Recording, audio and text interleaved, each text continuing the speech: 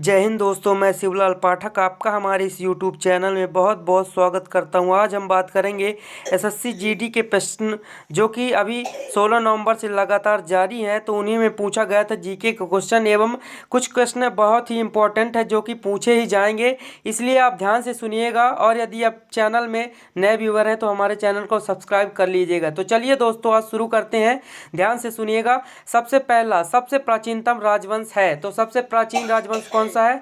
मौर्य राजवंश। फिर दूसरा है, भारत में सर्वप्रथम स्वर्ण मुद्रा चलाने वाले शासक का नाम क्या है? तो भारतीय यूनानी है। तो देखिए, फिर तीसरा है, सर्वाधिक स्वर्ण मुद्रा किस काल में है? इसमें दोनों में कंफ्यूज नहीं होना है। यदि पूछता है भारत में सर्वप्रथम स्वर्ण मुद्रा चलाने वाले शासक का नाम क्या था, तो भारतीय यूनानी थे। लेकिन उसी की जगह पूछ सकते हैं सर्वाधिक स्वर्ण मुद्रा किस काल में है? तो गुप्त काल में, है ना। गुप्त काल में सबसे अधिक स्वर्ण मुद्राएं थी। फिर चौथा है, भारत सरकार द्वारा प्रयोग में आने वाला शक संवत कब प्रारंभ किया गया? तो भारत सरकार द्वारा प्रयोग में आने वाला शक संवत प्रारंभ किया गया कब? कनिष्क ने इसकी शुरुआत की, शक संवत की, है ना। पांचवा, बाणभट्ट किस सम्राट के राज दरबारी थे? तो क्वेश्चन में आ सकता है कि बाणभट्ट किस सम्राट के राज दरबारी कवि थे? तो हर्षवर्धन थे। तो छठवां, पल्लवों की राजधानी का क्या नाम था? वेरी इंपॉर्टेंट क्वेश्चन है। तो पल्लवों की राजधानी का नाम क्या था? कांची था। फिर सातवां, पूर्ण स्वराज प्राप्त करने का प्रस्ताव कांग्रेस के किस अधिवेशन में हुआ था? तो जब पूर्ण स्वराज प्राप्त करने का प्रस्ताव कब रखा गया था कांग्रेस के अधिवेशन में? लाहौर के अधिवेशन में। कहाँ हुआ था? लाहौर में अधिवेशन हुआ था। इस अधिवेशन की अध्यक्षता कौन कर रहा था? तो पंडित जवाहरलाल नेहरू कर रहे थे, जो कि अपने भारत के प्रथम प्रधानमंत्री थे। आठवां, राष्ट्रीय गीत किस उपन्यास से लिया गया है? तो राष्ट्रीय गीत क्या है? वंदे मातरम। ये भी आ सकता है क्वेश्चन में। तो राष्ट्रीय गीत वंदे मातरम उपन्यास से लिया गया। कहाँ से लिया गया? आनंद मठ से लिया गया है। जिसके लेखक कौन है? बंकिम चंद्र चटर्जी। फिर नौवां, अंग्रेजों ने भारत में अंग्रेजी को शिक्षा का माध्यम कब बनाया? तो 1835 में अंग्रेजों ने भारत में भी अंग्रेजी शुरू कर दी। और उस समय के गवर्नर कौन थे? मैकाले थे। दो की क्वेश्चन में आ सकता है, अंग्रेजों ने भारत में अंग्रेजी को शिक्षा का माध्यम कब बनाया? तो 1835 में। उस समय के गवर्नर जनरल कौन थे? तो मैकाले थे। 10वां, दिल्ली का सुल्तान जिसकी मृत्यु पोलो खेलते हुए हुई थी। वेरी इंपॉर्टेंट क्वेश्चन है, इसको याद रखिएगा। दिल्ली का सुल्तान जिसकी मृत्यु पोलो खेलते हुए हुई थी, तो कौन थे? कुतुबुद्दीन ऐबक। तो कुतुबुद्दीन ऐबक ऐसे थे सुल्तान जो कि दिल्ली के सुल्तान थे, उनकी मृत्यु पोलो खेल खेलते समय हो गई थी। तो ध्यान रखिएगा, कुतुबुद्दीन ऐबक। यदि वीडियो अच्छा लग रहा हो तो लाइक कीजिएगा, है ना। फिर 11वां है, तैमूर लंग ने किस वर्ष में भारत पर आक्रमण किया था? तैमूर लंग ने कब, किस वर्ष में भारत पर आक्रमण किया? तो 1398 में। वेरी इंपॉर्टेंट क्वेश्चन है। देखिए, जितने भी क्वेश्चन हम बता रहे हैं बहुत ही इंपॉर्टेंट है, इसलिए ध्यान से सुनिएगा और पूरा देखिएगा, है ना। 12, किस पर अकबर की विजय होने की स्मृति में बुलंद दरवाजा का निर्माण किया गया था? तो आपने बुलंद दरवाजा बहुत सुना होगा, तो ध्यान रखिएगा कि कब बुलंद दरवाजा बनवाया गया था। तो अकबर के द्वारा बनवाया गया था। और अकबर के द्वारा कब बनवाया गया था? तो इन्होंने जब विजय प्राप्त की थी, किसकी? गुजरात में। गुजरात को इन्होंने जब जीत लिया था तब बुलंद दरवाजा इसकी स्मृति में बनाया गया था। कहाँ बनवाया गया था? गुजरात में। 13, बुध का अर्थ है, तो बुध का अर्थ क्या है? ज्ञान प्राप्त। ज्ञान प्राप्त अर्थ है बुध का। 14, अशोक ने तृतीय बौद्ध परिषद कहाँ बुलाई थी? तो अशोक ने तृतीय बौद्ध परिषद कहाँ बुलाई थी? पाटलिपुत्र में। 15, वह व्यक्ति कौन है जिसका नाम देवनाम प्रियदर्शी भी था? तो ऐसा कौन सा व्यक्ति है जिसका नाम देवनाम प्रियदर्शी भी था? अशोक। अशोक ऐसा व्यक्ति है जिसका नाम देवनाम प्रियदर्शी भी था। देखिए, मैं जो भी बता रहा हूँ बहुत ही काम की चीज़ है, इसको ध्यान से सुनिएगा। फिर 16वां है, पहला ज्ञात गुप्त शासक कौन था? पहला ज्ञात गुप्त शासक कौन था? श्रीगुप्त। तो श्रीगुप्त था जो कि पहला ज्ञात गुप्त शासक था। 17, इलाहाबाद स्तंभ शिलालेख किसने बनवाया था? तो इलाहाबाद को आप जान चुके हैं, क्वेश्चन में भी आ सकता है कि इलाहाबाद को अब क्या कहा जाता है? तो प्रयागराज कहा जाता है। तो इलाहाबाद स्तंभ शिलालेख किसने बनवाया था? तो हरिसेन ने। ध्यान रखिएगा, इलाहाबाद स्तंभ शिलालेख किसने बनवाया था? हरिसेन ने। 18वां, बुद्धेश्वर मंदिर तंजावुर है, तो कहाँ है? बुद्धेश्वर मंदिर तंजावुर है, तमिलनाडु में। तमिलनाडु में क्या है? बुद्धेश्वर मंदिर तंजावुर है। Very important question. 19वां, भारत में नालंदा विश्वविद्यालय किस राज्य में स्थित है? तो कहाँ है भारत में नालंदा विश्वविद्यालय? बिहार राज्य में है। याद रखिएगा, बहुत ही इंपॉर्टेंट क्वेश्चन है। तो भारत में नालंदा विश्वविद्यालय किस राज्य में स्थान है इसका? तो बिहार में जो हमारा नालंदा विश्वविद्यालय स्थित है। बिहार कौन से देश में है? तो भारत देश में। फिर 20वां है, भारत का तोता कहा जाता है? तो भारत का तोता किसे कहा जाता है? अमीर खुसरो को, जो कि एक कवि थे अच्छे, है ना। तो 20वां है, भारत का तोता किसे कहा जाता है? ध्यान रखिएगा, अमीर खुसरो को। 21वां क्वेश्चन, दिल्ली सल्तनत की राजकीय भाषा थी? तो दिल्ली सल्तनत की राजकीय भाषा क्या थी? फारसी थी। याद रखिएगा, फारसी थी दिल्ली सल्तनत की राजभाषा। 22, ब्राह्मणों पर भी जजिया कर लगाने वाला दिल्ली सुल्तान था? दिल्ली का सुल्तान था। देखिए, पहले क्या है, ब्राह्मणों पर जजिया कर नहीं लगाया जाता था, लेकिन जब से फिरोज शाह तुगलक आए थे तब से इन्होंने ब्राह्मणों पर भी जजिया कर लगा दिया था। तो क्वेश्चन में आया था अभी कि ब्राह्मणों पर भी जजिया कर लगाने वाला दिल्ली का सुल्तान कौन था? फिरोज शाह तुगलक था। फिर 23वां, हुमायूंनामा की रचना किसने की थी? तो हुमायूंनामा की रचना किसने की थी? गुलबदन बेगम ने। वेरी इंपॉर्टेंट क्वेश्चन, गुलबदन बेगम ने क्या किया था? हुमायूंनामा की रचना की थी। 24, भारत का प्रथम मुगल बादशाह कौन था? तो भारत का प्रथम सबसे पहला मुगल बादशाह कौन था? बाबर था। तो कौन से सन में? 1526 में। इसमें क्वेश्चन ये भी आ जाता है कि पानीपत का प्रथम युद्ध कब हुआ था? तो पानीपत का प्रथम युद्ध कब हुआ था? 1526 ईस्वी में पानीपत का प्रथम युद्ध हुआ। तो भारत का प्रथम मुगल बादशाह कौन था? बाबर था। याद रखिएगा। 25, महाभारत का फारसी में अनुवाद किसने किया था? तो महाभारत का फारसी में अनुवाद किसने किया था? बदायूनी ने। बदायूनी ने। वेरी इंपॉर्टेंट क्वेश्चन कि महाभारत का फारसी में अनुवाद किसने किया था? बदायूनी ने। 26वां, यात्री इब्न बतूता कहाँ से आया था? इब्न बतूता कहाँ से आया था? तो यात्री इब्न बतूता कहाँ से आया था? मोरक्को से आया था। कहाँ आया था? भारत आया था। क्वेश्चन में आज आया था अभी कि यात्री इब्न बतूता कहाँ से आया था? मोरक्को ने आया था। 28, चित्तौड़ का विजय स्तंभ किसने बनवाया था? Very important question. तो चित्तौड़ का विजय स्तंभ किसने बनवाया था? राणा कुंभा ने। राणा कुंभा ने। ऑप्शन में आ जाता है राणा प्रताप। ऐसा तो आपको चाहे जो नहीं लगाना है, यदि पढ़ के जाएंगे तो आप सही लगाएंगे, है ना। तो चित्तौड़ का विजय स्तंभ किसने बनवाया था? राणा कुंभा ने। अंग्रेजों ने भारत में अपनी पहली फैक्ट्री कहाँ स्थापित की थी? Very important question. जब अंग्रेज आए थे हमारे भारत तो सबसे पहली फैक्ट्री इन्होंने कहाँ स्थापित की थी? सूरत में। सूरत में।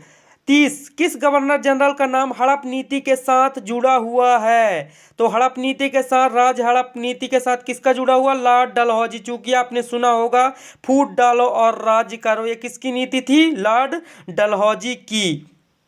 31, बक्सर की लड़ाई किस वर्ष में लड़ी गई थी? Very important question. तो बक्सर की लड़ाई किस वर्ष में लड़ी गई थी? 1764 ईस्वी में। 32, भारतीय सिविल सेवा किस गवर्नर जनरल के शासनकाल के दौरान आरंभ की गई थी? तो कॉर्नवालिस, लॉर्ड कॉर्नवालिस के ने शुरू की थी। जो भारतीय सिविल सेवा होती है, सिविल सेवा से तात्पर्य आप जानते हैं कि यूपीएससी जैसे एमपीपीएससी, इन सब में बड़े बड़े जो अधिकारी होते हैं, तो इन सब के बारे में किसने शुरू की थी ये सब योजनाएं, सेवा?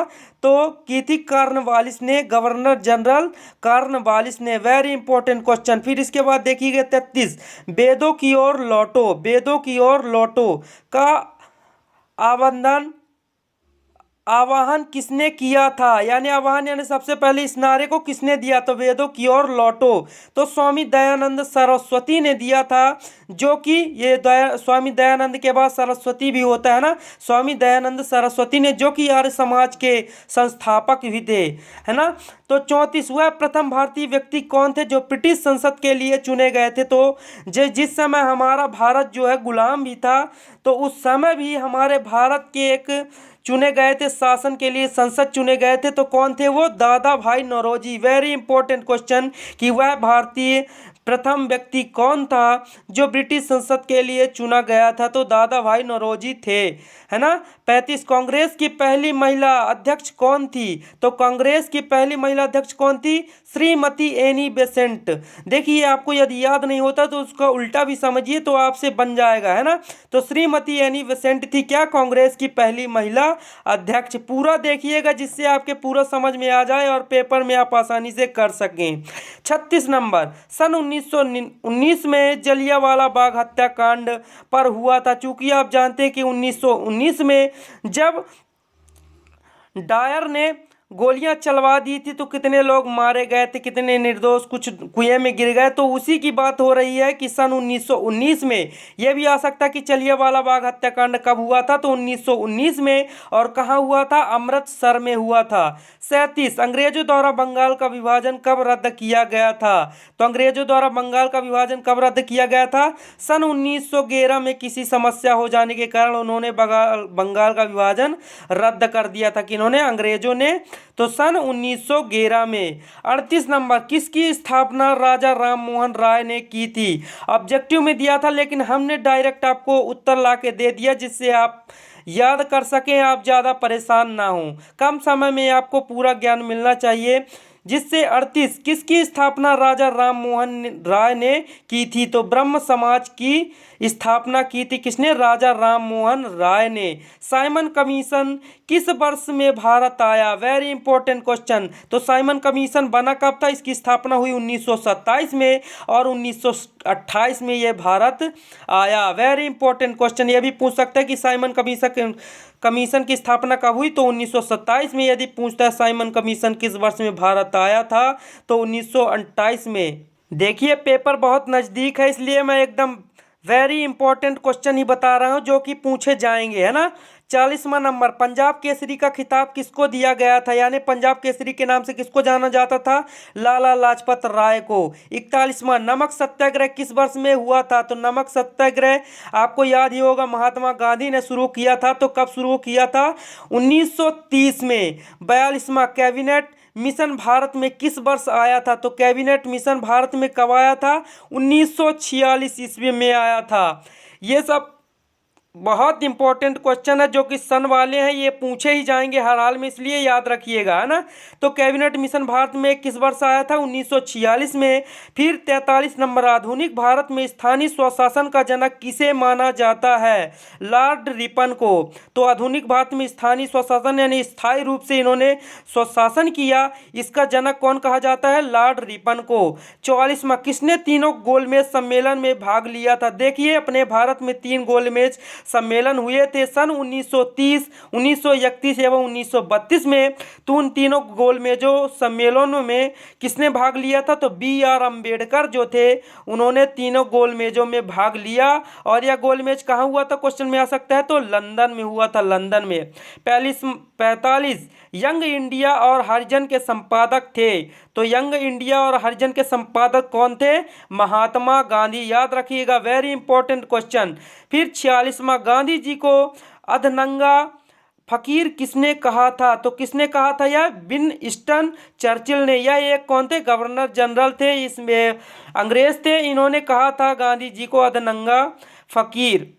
वेरी इंपॉर्टेंट क्वेश्चन है ये, आप गांधी जी के बारे में भी पूछ सकता है आसानी से, है ना। 47 मोतीलाल नेहरू और C.R. दास किस पार्टी के संस्थापक थे? तो मोतीलाल नेहरू और C.R. दास किस पार्टी के संस्थापक थे? स्वराज पार्टी के। 48 भारत के दौरे पर आने वाला पहला अमेरिकी राष्ट्रपति था।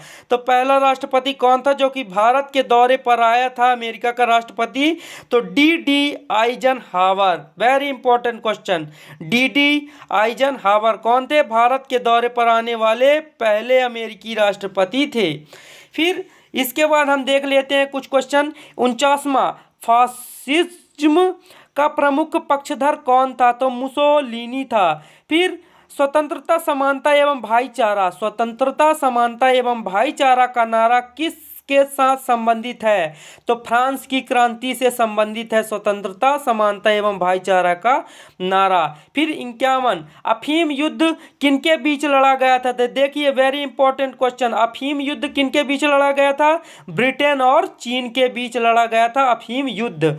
323 ईस्वी पूर्व में सिकंदर महान की मृत्यु हुई थी, तो किसमें, कहाँ हुई थी? 323 ईस्वी पूर्व हुई थी किसकी? सिकंदर की मौत। और कहाँ हुई थी? बेबीलोन में। बेबीलोन में, वेरी इंपॉर्टेंट क्वेश्चन। तो चलिए दोस्तों, आज के लिए बस इतना ही। यदि आपको वीडियो अच्छा लगा हो तो एक लाइक ज़रूर करें, कमेंट करें और हमारे चैनल को सब्सक्राइब करें, ज़्यादा से ज़्यादा शेयर करें, जिससे बच्चे अपने पेपर में बेहतरीन अंक ला सकें। जय हिंद।